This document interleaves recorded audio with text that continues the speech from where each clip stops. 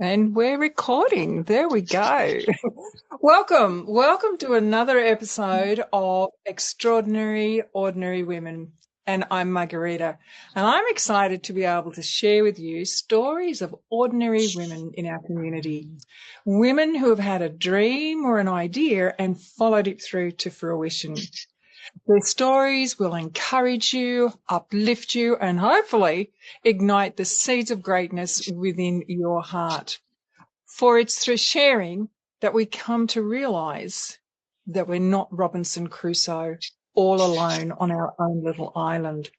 That there is, and particularly now with social media, this network of truly amazing women who willingly stretch out their hand with encouragement.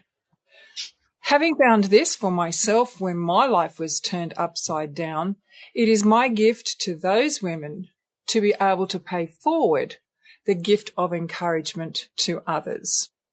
So, without further ado, I have great pleasure, immense pleasure, to introduce you to Kim Marie Harvey. Now, our paths first crossed on Facebook, interesting. And I think I noticed friends of mine following you, Kim, and the common thread there was horses. And so that led me to do the same, to follow you. I was fascinated by what your son Nathan was achieving in high-level dressage as he prepared for the Paralympics. But it quickly became clear that you yourself were walking a very arduous path. And over time, our journeys connected more deeply as we followed one another through our experiences with cancer. I remember you reaching out to me and saying, what an inspiration. And my immediate reaction was, me? Holy smoke, my gosh. What you have endured and continued to rise above and through with such courage and conviction is truly extraordinary. And so this week, this week's interview takes a slightly different perspective. Rather than the more traditional angle of having a dream and pursuing it, this is about a dream of a very different nature, the dream of healing. So, welcome, Kim. Hello. Kim, I am absolutely honoured to be able to share this platform with you today, to be speaking with you, because we have tried for about 6 months to make this happen. But if it wasn't you going through an arduous cancer journey or portion of your journey, it was me. So I know. I think I spend more time in hospital every year than I do at home. So they're setting up hospital in the home so I can spend more time here. Oh, wow. Yes. So I'm always admitted. If I'll get a nurse twice a day and 24-hour doctor service. And if I'm unwell, I'm always admitted to get a bed in hospital. Wow, that's pretty darn good, isn't it? That's excellent. Yeah. So Kim, you were a competitive horsewoman, and very quickly you were not. You were focusing your attention elsewhere. Can you take us back to where this chapter of your journey really began? Yeah, I was really active, and I taught dressage, I judged dressage, and competed dressage at top levels. And my son too, he's autistic and visually impaired. I was teaching him as well, and going all over the country, Norfolk Island, New Zealand, teaching. And one day I just wasn't feeling well in my stomach, and they did an MRI and a PET scan and found just cancer in my bowel uterus everywhere. And so they went to take it out, and on one of the tests came up with Polyarteritis Nodosa with vasculitis and stenosis. And that's more deadly than the cancer that I had. So my life just stopped, and it felt, I don't go into tears, like my life was tunnel vision horses from when I was young until then. I didn't know anything else. I left fifth year vet science to go and teach and ride because they were offering more money for me to ride their horses. So that's how, and I started riding for disabled in Scone, and brought a lot of those kids through to Special Olympics, including Nathan. And I still had that void of not being able to do what I love. So my husband bought me a whole complete painting set. I don't know how much he spent, but it's enormous. And painting set. Sorry, Kim, did you say a painting set? Yeah. Oh, wow. The big easel, so many paints, canvases. Wow. My budgies. And I didn't know I could paint. And I sat down and drew a horse of my horse's eye and kept going. And I don't know how I did it, but it just turned out so beautiful. And now I'm donating paintings, and I'm painting horses of my friends past that have passed, and they need a memory of their horses. And dogs, I didn't know I could paint, so that's taken over a lot of my time, and it helps. It must. And it's quite interesting that when your world turned upside down, your husband did this totally out of the blue, and yet the artist, and I've seen some of the work you've posted on Facebook, it's absolutely superb, absolutely superb. One would never have known that's how you started your artwork. So can you talk about, to me, I'm totally ignorant when you said that really, really long word, poly, which is worse than cancer. What does that do to your body? It's similar. It's a very rare case of blood cancer. Right. So I have a very low immune system. Yes. And I was only given a few months to live, and that was 5 years ago.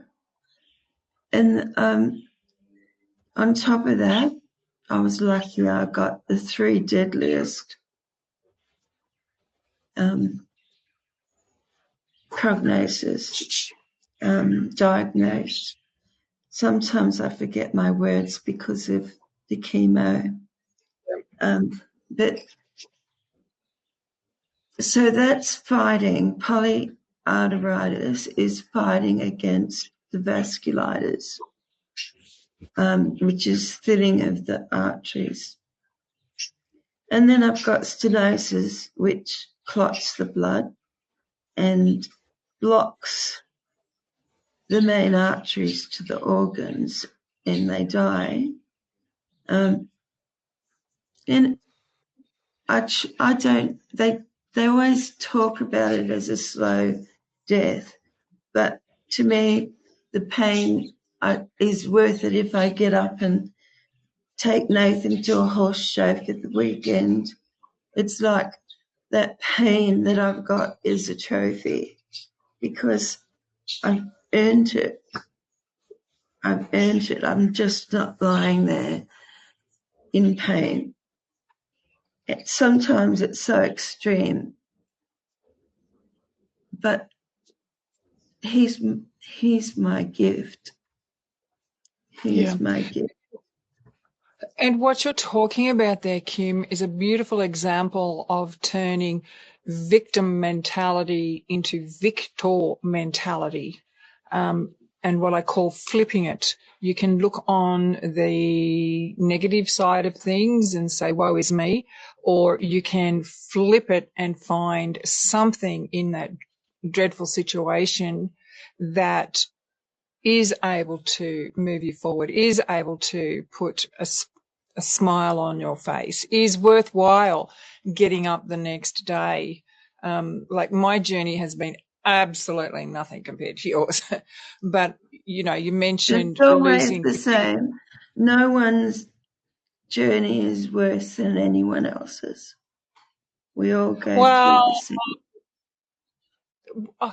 I have just temporarily stepped away from my horse, but I saw that you came back, and to us horsey people, just the pure essence, the pure spirit, medication, life-giving force of being around with a horse is beautiful. It's fulfilling. And I saw that you'd come home and felt you had the strength and the energy to go back onto a horse, which you got the use of.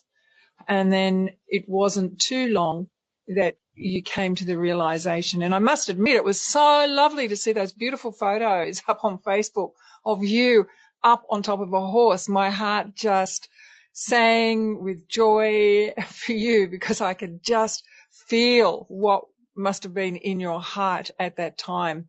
So you went. It was just magic.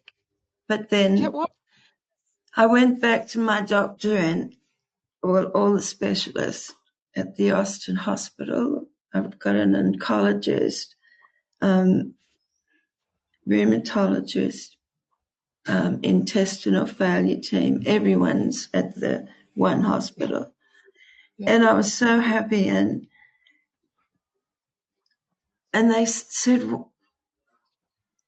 how you look here and what's on paper, you're the sickest person we know. Like, I can't, my vocabulary is so small. So excuse the words I'm saying and not making sense, but they asked, what's making me gleam? There's no scientific fact to explain why you're alive. And I said, I rode. And then that's when they said, you can't do it anymore.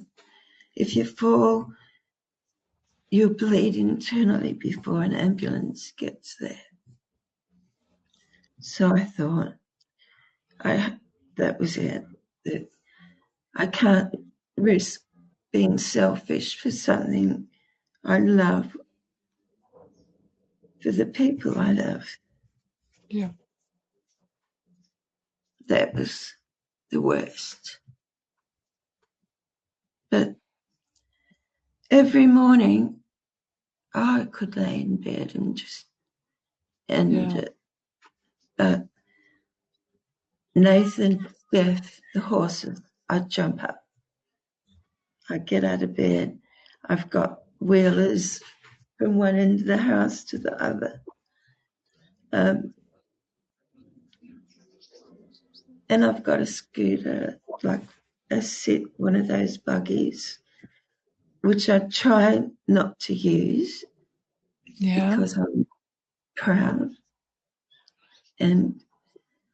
But lately I've had to admit that I have to use them.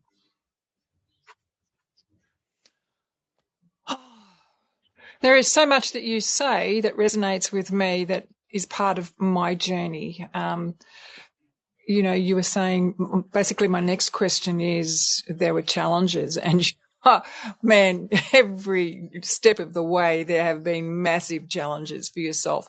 And what I have admired so much in following you on Facebook is that your guts and determination to rise above each one. And, you know, there have been times when you've looked pretty darned awful in hospital, and, you know, so many people have just reached out with strength and support for you because you've said, I'm coming through this. And kudos to you, Kim. That's just amazing.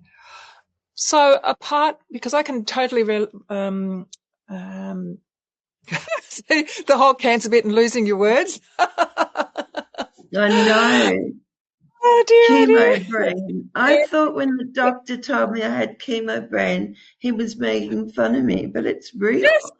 And I said, not to this little black duck on my watch. Thank you very much. But the only thing I don't like at the moment is my body's fighting against each other. Everything is fighting against each other.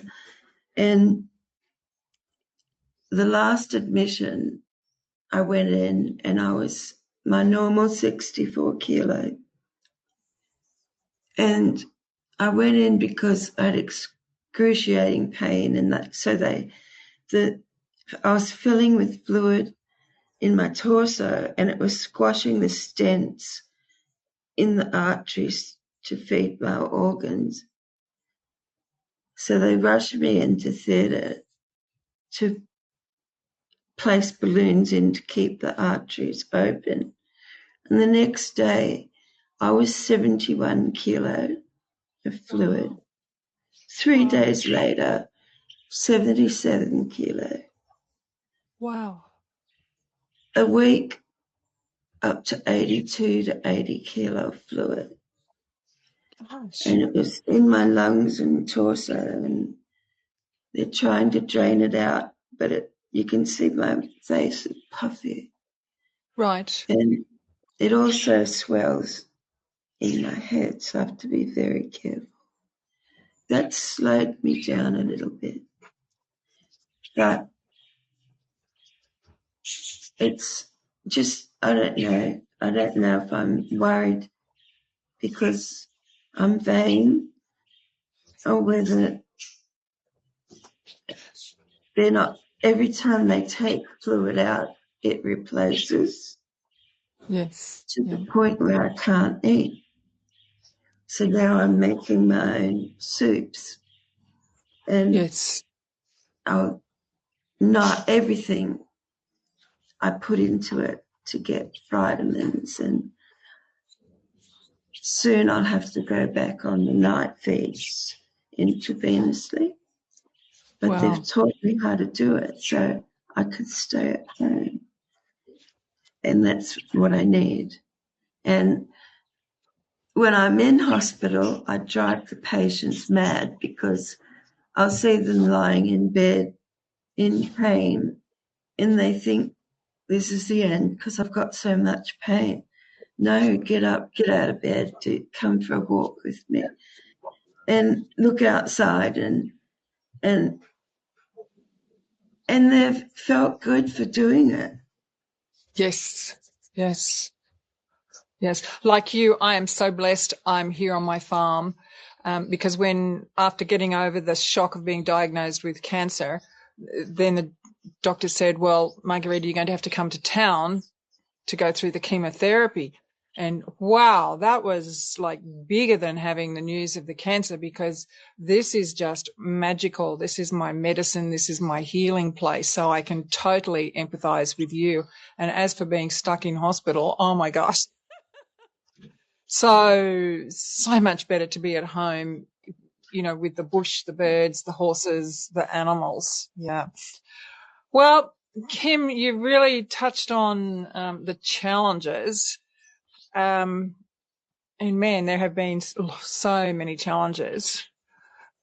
What has been, some of the silver threads in your journey? Because you're such a positive person to be able to look at something and say, well, this is crap, but there is some good stuff happening here?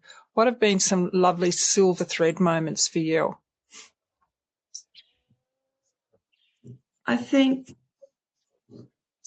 number one, Nathan and his writing. Yeah. He's one of the most talented writers I've ever seen. And I've seen a lot. And Yes. watching that, but also the doctors when I'm in hospital, and they're like family to me now. Yes, I can imagine, yes. Yeah.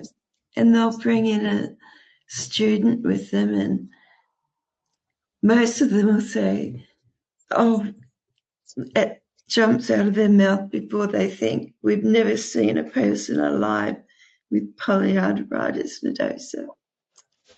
And I just burst out laughing. I'm lucky I'm not a sensitive, not sensitive, but You're sensitive. Yeah, I'm used to it. Lucky you can go with the flow and take the situation as it is, because you know you're stronger, you know your strength. And they're using me now as an example. I'm famous number PON1, polyarteritis nodosa 1. And they go around the world and do lectures on how they're medicating, how positive image is so important, and how to treat and talk to patients and keep it uplifting all the time, always, and on a lifting end to their speeches when they're talking. Now, you mentioned a key word or two key words there, a positive mindset, which I think leads into what words of wisdom would you have to impart to others. And I know through your journey and from my journey, a positive mindset has been, the utmost of importance. So is that what you would choose as your gift to other women? Oh, yeah. I have. The reason I post on Facebook as I am at the time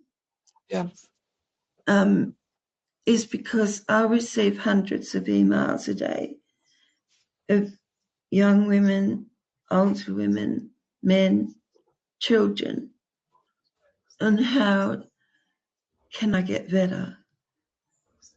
And so that's why I post, look at me now. But I'm coming home. It doesn't matter how bad it is. I've had a lady next to me that had brain cancer. And we were buddies in the chemo room. Yeah. And one day she didn't come in because she'd passed away. But her son came in and he said, one of the last words was, tell Kim thank you. That is pretty darn special, isn't it? Yeah. For a son to come in to the hospital and see me. Yeah. Because the work that you are doing in sharing your posts, and also the physical work of interacting with other patients at hospital, that the sharing on Facebook of your story, your journey, is incredible. It's inspirational to others. So yeah, and I'm really pleased. That's a lovely story. That's a beautiful silver lining to such a journey, Kim. So on that note, I would like to say thank you. Thank you so very much for being so vulnerable and for trusting us with your story today. Hearing openly about your journey has been both moving and inspiring. And I would just ask my listeners to, please like and subscribe to this space so that we can continue supporting women just like you. So, Kim, thank you. Thank you too. We'll close. And with heart, Margarita, and I look forward to sharing another episode of Extraordinary Ordinary Women with you next time. God bless. Thank you.